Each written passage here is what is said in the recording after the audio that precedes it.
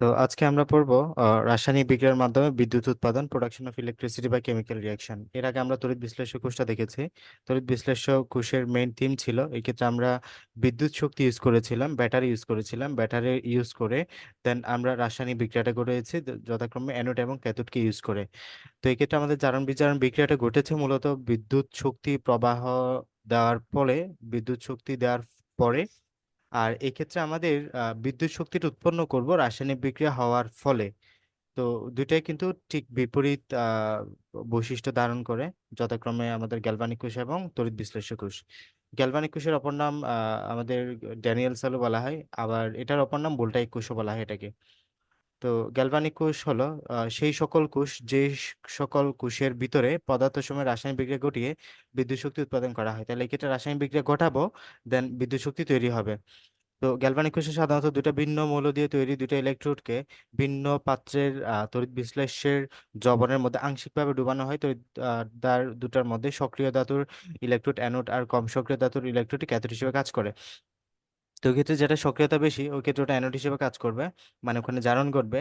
আর কম সক্রিয় ধাতুর যেটা সেটা ক্যাথোড হিসেবে কাজ করবে না, মানে যেখানে বিজারণ ঘটবে। তো কোনো তড়িৎদ্বার যে ধাতু দিয়ে তৈরি হয় সেই ধাতুর তড়িৎদ্বারকে এমন একটি তড়িৎ বিশ্লেষ্যের মধ্যে রাখতে হবে যেন তড়িৎ বিশ্লেষ্যের মধ্যে সেই ধাতুর আয়ন থাকে। কপার ধাতুকে যদি তুমি ইউজ করো তড়িৎদ্বার হিসেবে, ওই ওই ক্ষেত্রে কপার ধাতুকে ইউজ করে আমাদের ডুবাইতে হবে কপার সালফেট জলীয় দ্রবণে। তাহলে আমরা যেই ধাতুর তড়িৎদ্বার ব্যবহার করব সেই ধাতুর তড়িৎ বিশ্লেষণের মধ্যে ওটাকে আমাদের ডুবাইতে হবে।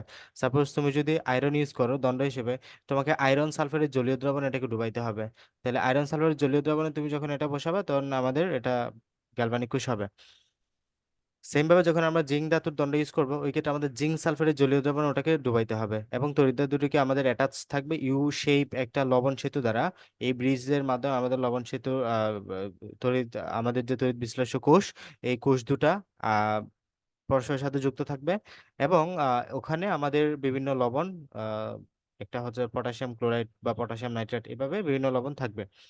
এটার কাজ হলো আমাদের আয়নের ভারসাম্য রক্ষা করা। তো গ্যালভানিক কোষের অ্যানোড ক্যাথোড তড়িৎদ্বার বিক্রিয়া, লবণ সেতুর ভূমিকা ইত্যাদি আমাদের ভালোভাবে বুঝতে হলে ড্যানিয়েল কোষের গঠন আলোচনা করা হবে। এখানে দেখো ড্যানিয়েল সেলটা আমাদের বিস্তারিত দেওয়া আছে, তো এই জায়গাটাতে আমি চিত্রটা একটু বোঝাই দিই, ভালোভাবে বুঝে নিও।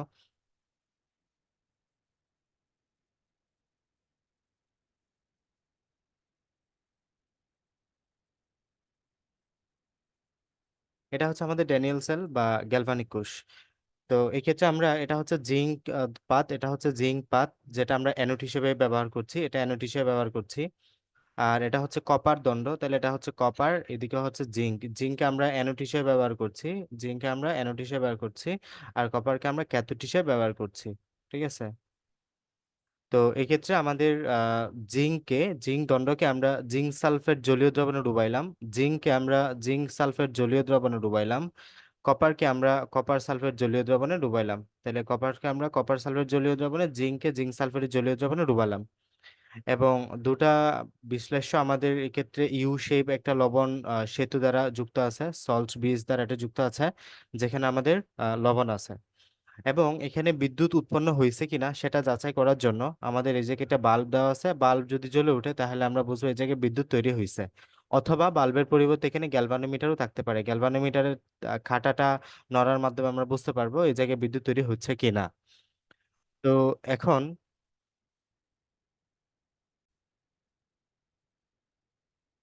তো এই জায়গাটাতে আমাদের, আমরা আগে জানি যে অ্যানোডে জারণ হবে ক্যাথোডে বিজারণ হবে, তাই না? অ্যানোডে জারণ ক্যাথোডে বিজারণ হবে। তো এখন আমরা একটু বিস্তারিত দেখব কিভাবে অ্যানোডে জারণ হয়, কিভাবে ক্যাথোডে বিজারণটা হয়।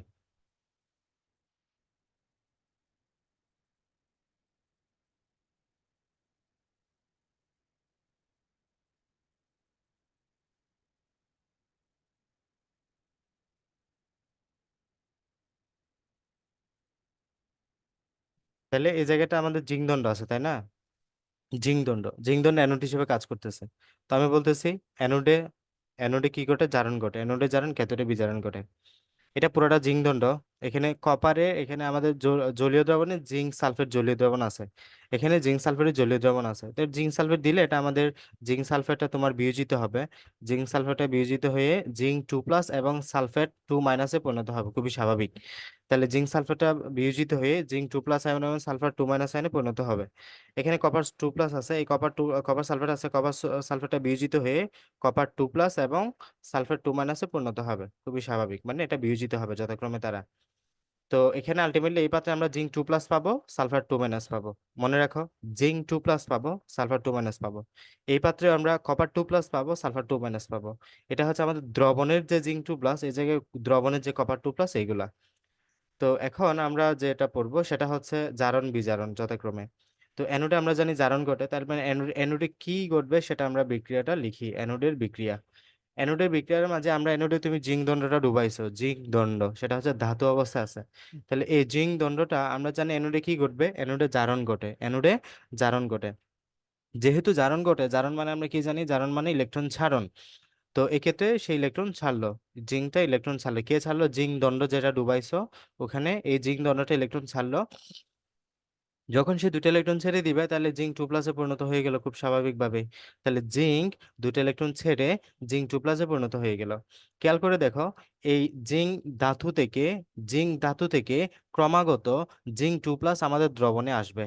কেন আসবে? কারণ এই জিঙ্ক ধাতুটা, জিঙ্ক ধাতুটা ক্রমাগত ইলেকট্রন ছাড়বে, ইলেকট্রন ছেড়ে জিঙ্ক 2+-এ পরিণত হবে। এই জন্য ক্রমাগত জিঙ্ক 2+-এ আমাদের এই ক্ষেত্রে জমা হবে পাত্রে।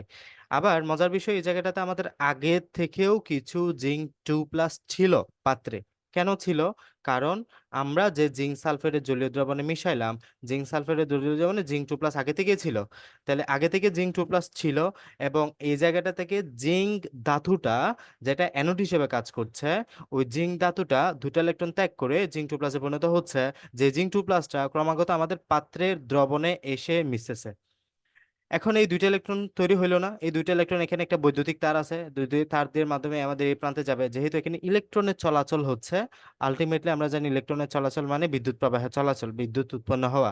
এক্ষেত্রে আমাদের বিদ্যুৎ উৎপন্ন হবে, ভোল্টেজ তৈরি হবে, এবং আলটিমেটলি লাইটটা জ্বলে উঠবে। এই লাইটটা জ্বলে ওঠার মাধ্যমে আমরা বুঝতে পারবো যে এই জায়গায় অ্যানোডের জারণ হয়েছে তথা রাসায়নিক বিক্রিয়াটা ঘটেছে।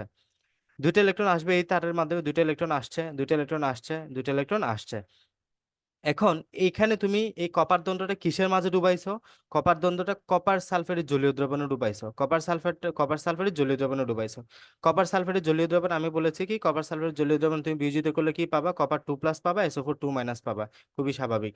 এই কপার 2+ মানে কি, তার কাছে দুটা ইলেকট্রনের ঘাটতি আছে, সে দুইটা ইলেকট্রন দান করছে কাউরে, তার কাছে দুইটা ইলেকট্রনের ঘাটতি আছে। ওই কপার 2+টা এই তারের মাধ্যমে আগত দুটা ইলেকট্রনকে সে গ্রহণ করবে। তাহলে এখন ক্যাথোডের বিক্রিয়া আমরা লিখি, ক্যাথোডের বিক্রিয়া, ক্যাথোডের কি বিক্রিয়া হবে? ক্যাথোডে আমাদের যে এখানে দ্রবণের যে কপার 2+, বি কেয়ারফুল, এই জায়গায় দ্রবণের কপার 2+টা আমরা নিয়ে ফেলবো। এই জায়গায় ছিল তারা কপার এবং সালফেট একসাথে কপার সালফেট হিসেবে ছিল, এটা বিয়োজিত হয়ে কপার 2+ এবং সালফেট আয়ন তৈরি করছিল, এবং এই কপার 2+টা আমাদের এই আগত ইলেকট্রনের সাথে বিক্রিয়া করে, কপার 2+টা আগত ইলেকট্রনের সাথে বিক্রিয়া করে কপার ধাতুতে পরিণত হবে। তাহলে আমরা জানি কপার যখন দুইটা ইলেকট্রন গ্রহণ করবে সে কপার ধাতুতে পরিণত হবে, যেহেতু এটা ক্যাথোড, ক্যাথোডে আমরা জানি বিজারণ করবে, বিজারণ মানে কি, ইলেকট্রন গ্রহণ, বিজারণ মানে ইলেকট্রন গ্রহণ। যেহেতু এই জায়গায় আমাদের ইলেকট্রন গ্রহণ করছে, তাই এটাকে আমরা বিজারণ বলতেছি, ক্যাথোডে বিজারণ ঘটে। তো এই জায়গাটাতে হয়েছেটা কি, এই কপার সালফেটের জলীয় দ্রবণ থেকে এই কপার 2+টা আগত দুটো ইলেকট্রনকে গ্রহণ করে কপার ধাতুতে পরিণত হইলো, এবং এই কপার ধাতুটা এখানে যে কপার দণ্ড তুমি ডুবাইছো, ওই কপার দণ্ডের উপরে এভাবে জমতে থাকবে, এভাবে আস্তে আস্তে জমতে থাকবে কপার দণ্ডের উপরে। তো এভাবে আলটিমেটলি আমাদের একদিকে অ্যানোডের জারণ ইলেকট্রন ত্যাগ করছে, আর একদিকে অ্যানোডের বিজারণ ইলেকট্রন গ্রহণ করছে। এখন এই জায়গায় একটা সমস্যা তৈরি হবে, আমাদের এই এই বিক্রিয়াটা স্পন্টেনিয়াসলি এভাবে চলতে পারবে না, জারণ বিজারণ কি এভাবে সবসময় চলতে পারবে? নিশ্চয়ই না। কেন? কারণ এই জায়গায় একটা ঝামেলা তৈরি হচ্ছে, সেটা হচ্ছে এই জায়গায় তোমার এই জিঙ্ক দণ্ডটা ইলেকট্রন ত্যাগ করছে, জিঙ্ক দণ্ডটা ইলেকট্রন ত্যাগ করে জিঙ্ক 2+-এ পরিণত হইলো। বাট কথা হচ্ছে এই জায়গাটাতে জিঙ্ক 2+ আগে থেকে কিছু ছিল, এবং এ জায়গায় যেহেতু জিঙ্ক সালফারের জলীয় দ্রবণ, এ জায়গায় জিঙ্ক 2+ থাকবে না। ওই জিঙ্ক 2+ এবং এই জিঙ্ক 2+, দেখো এই জিঙ্ক 2+ আসতে ক্রমাগত এই দণ্ড থেকে, তীর চিহ্ন খেয়াল করো, দণ্ড থেকে সলিউশনের দিকে, তো দণ্ড থেকে সলিউশনের দিকে জিঙ্ক টু প্লাস ক্রমাগত আসতেছে। তো এদিকে আমাদের কিন্তু এই জিঙ্ক টু প্লাসটাকে প্রশমিত করার জন্য আমরা জানি একটা ধনাত্মক আয়নকে প্রশমিত করার জন্য ঋণাত্মক আয়নের প্রয়োজন হয়, একটা ঋণাত্মক আয়নকে প্রশমিত করার জন্য একটা ধনাত্মক আয়নের প্রয়োজন হয়।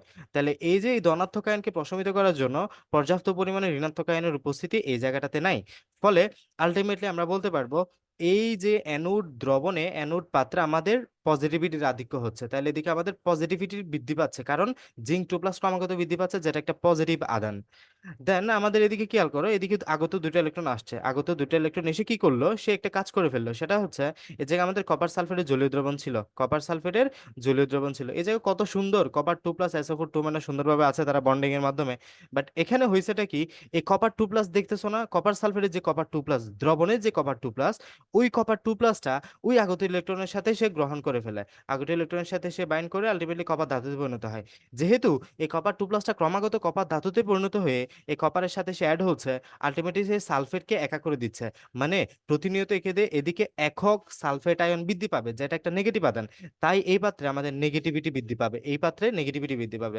তার মানে আমাদের এই যে অ্যানোড পাত্রে পজিটিভ আধান বৃদ্ধি পাবে, ক্যাথোড পাত্রে নেগেটিভ আধান বৃদ্ধি পাবে। এটা কখনোই এভাবে চলতে পারে না, একটা সেল একদিকে পজিটিভ বৃদ্ধি আর একদিকে নেগেটিভ বৃদ্ধি, এভাবে কখনোই একটা সেল চলতে পারে না।